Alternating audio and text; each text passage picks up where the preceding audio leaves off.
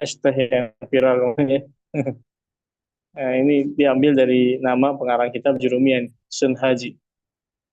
Ini Imam Sun Haji atau Imam Ibnu Ajurum, panggilan beliau ya, lahir pada tahun 672 Hijriah. Tahun 672 Hijriah ini sebetulnya adalah tahun wafatnya Imam Ibnu Malik, pengarang kitab Alfiyah. Gitu. Jadi ketika pengarang kitab Alfiyah pada tahun itu wafat, Imam Ibnu Ajurum lahir tahun 672 Hijriah. Persis seperti Imam Syafi'i. Imam Syafi'i itu lahir pada tahun 150 Hijriah. Dan itu adalah tahun wafatnya Imam Abu Hanifah. Ya. Makanya orang sering bilang, matal imam wa wulidal imam. Telah wafat seorang imam dan digantikan dengan kelahiran seorang imam. Ini juga sama. Wafat Sahibul Alfiyah, Imam Ibnu Malik, lahirlah pada tahun yang sama, Imam Ibnu Ajurum. Kenapa Imam Asun Haji atau Asin Haji ini digelari dengan istilah Ibnu Ajurum? Ibnu Ajurum itu artinya adalah, kalau dalam bahasa Berber, ya, bahasa Berber itu bahasa yang banyak digunakan di daerah Maroko, di daerah uh, apa Maroko dan sekitar ya, begitu ya, daerah Maghrib. Itu arti dari Ibnu Ajurum atau Ajurum itu artinya adalah al-fakir as-sufi, orang yang selalu hidup sederhana dan menjauhi kemewahan dunia. Itu ya, asal muasal dari istilah Ajurum. Nah, dengan nama panggilan beliau inilah akhirnya kitab beliau ditulis atau dikenal, Matan al-Ajurumiyah, gitu. Dari nama gelar beliau Ibnu Ajurum. Nah, Imam Ibnu Ajurum lahir di kota Fes, Maroko, dan belajar di sana. Belajar dengan para guru, para syekh, para alim ulama. Dan memang itulah tradisi para ulama itu, bahwa mereka tidak menjadi ulama, melainkan sudah belajar dengan para ulama. Bukan instan atau bukan hanya belajar dari kitab. Di antara guru yang paling masyhur, guru beliau yang paling masyhur itu adalah Imam Abu Hayyan Al-Andalusi. Imam Abu Hayyan Al-Andalusi ini, ada yang tahu siapa? Imam Abu Hayyan Al-Andalusi ini adalah pengarang kitab tafsir yang masyhur ya. Al-Bahrul Muhit, kitab tafsir. Gitu. Dan bisa dibilang ini adalah guru yang masyhur. Ya. Kemudian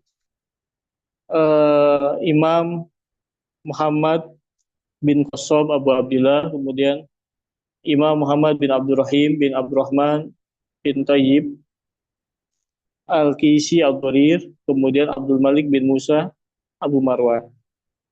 Itu di antara guru-guru beliau. Adapun di antara murid-murid beliau, Ibnu Abdillah, Ibnu Muhammad, Abu Muhammad, kemudian ya anak beliau ya, Abdullah bin Muhammad, Abu Muhammad ini anak beliau. Murid beliau itu di antaranya adalah anak beliau sendiri.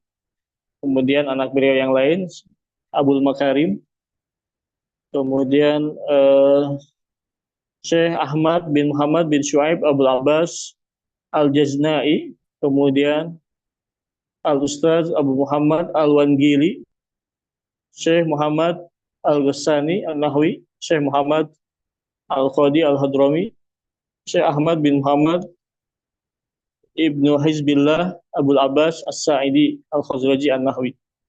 Kemudian Imam Ibnu Hakam dan Muhammad bin Ahmad bin Ya'la Al-Hasani. Nah, itu di antara murid-murid daripada Al-Imam Ibnu Ajurum. Nah, Al-Imam Ibnu Ajurum ini memang terkenal dengan kezuhudan, kesederhanaan, dan ketakwaan beliau.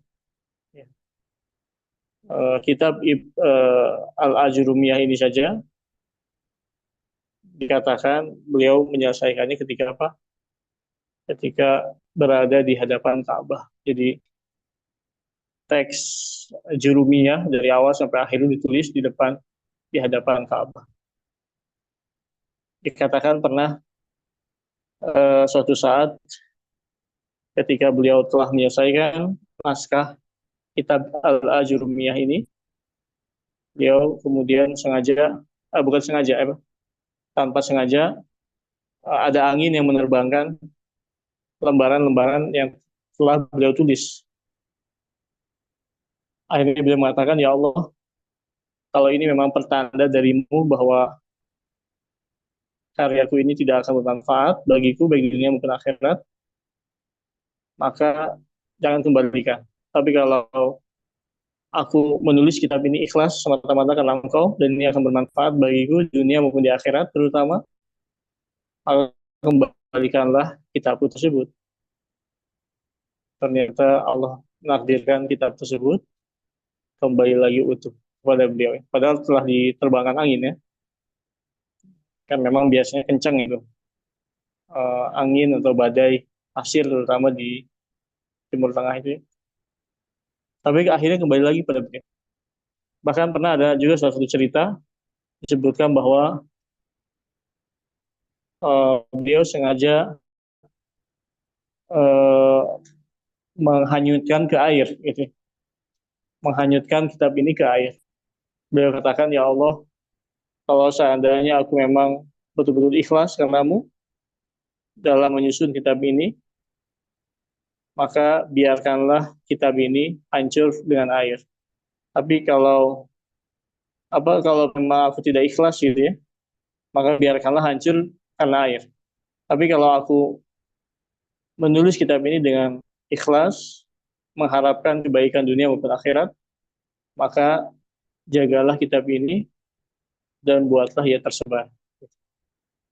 Dan Masya Allah terbukti kitab tersebut utuh dan tersebar ke berbagai penjuru dunia. Jadi Imam Ibnu Al-Jurum ini menulis kitab ini dengan penuh, tidak hanya dengan penuh perhatian dalam hal ilmu, tapi juga penuh dengan hikmah dan penuh dengan apa? Eh, Muraqabatullah, penuh dengan eh, nuansa apa, ruhiyah yang tinggi, ya. Kitab Matan al-Jurumiyah. Makanya kitab ini diterima oleh berbagai kalangan seluruh dunia. Tidak hanya di Indonesia, tapi juga di luar negeri juga sama dibaca, disyarah, dihafal, bahkan dipelajari sungguh-sungguh dan lain sebagainya. Ya. Dipelajari oleh berbagai kalangan, oleh berbagai mazhab, oleh berbagai kelompok.